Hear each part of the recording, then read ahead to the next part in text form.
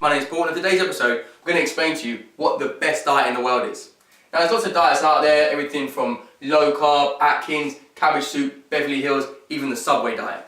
Now, in my opinion, all diets are just a short-term solution. Okay. Now, unless you're a bodybuilder or something like that, working up to competition, and so you're looking for short-term progress for an event, if you're looking for that, then diets are a separate issue. But if you're looking for health, weight loss, fat loss over the long term to be a healthier, fitter, stronger you, then diets are a waste of your time. Now, we go for my diet tips. My first diet tip is never diet.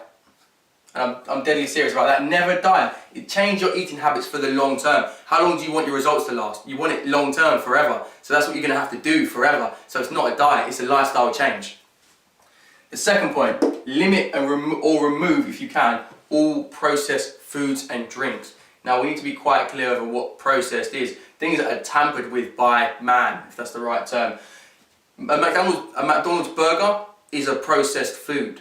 Okay, it might have fresh meat in there, if you want to call it fresh. It might have some kind of meat in there, but it is a processed food. Diet Coke is a processed drink.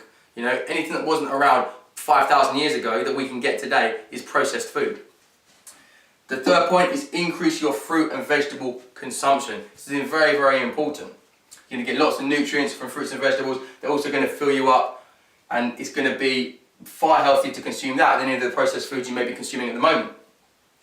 The fourth point here is organic is best. Organic is always best. Paul Chek, one of the top personal trainers in the world, I'm studying some of his stuff at the moment, and one of the points he talks about in terms of diet and organic food is that, and I hope I don't misquote him here, 20 or 30 years ago, in a head of lettuce, the nutrition you would get from that, by today's standards, you'd have to eat somewhere between 50 and 70 heads of lettuce to get the same nutritional content from one head of lettuce 30 years ago.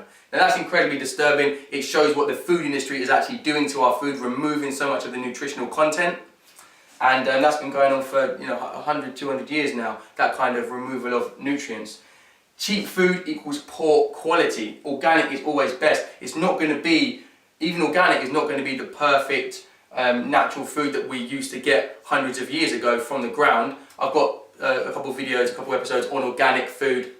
I definitely recommend you click on those, watch those, because it will show you just how good organic food is compared to the regular food we buy in the supermarket and how tampered the regular food is.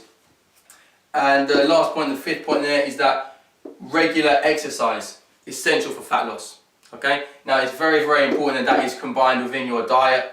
You might not think diet, exercise, but they are combined in one because we are looking at a lifestyle change. Now, the most important point, and hopefully you can see it by looking at all of these, is that I have put in no miracle foods and no magic exercises. Okay? I'm not going to tell you, you must eat blueberries at 9 o'clock, you must then have organic chicken at 10 o'clock.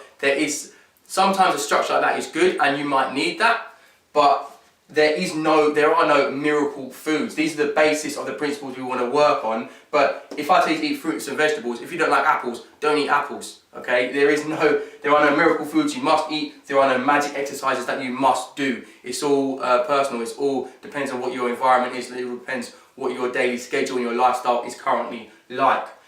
If you sit at a desk all day, then you have different exercises to somebody who's a police officer. It's all relative to the person, and so that's why there's no necessarily miracle foods or magic exercises for everybody. Now, if you follow these tips, it will equal to a healthier, fitter, stronger you for the long term. We're talking for the rest of your life. Now, you want to make sure that you follow these principles if you do want to keep healthy, fit and strong for the remainder of your life.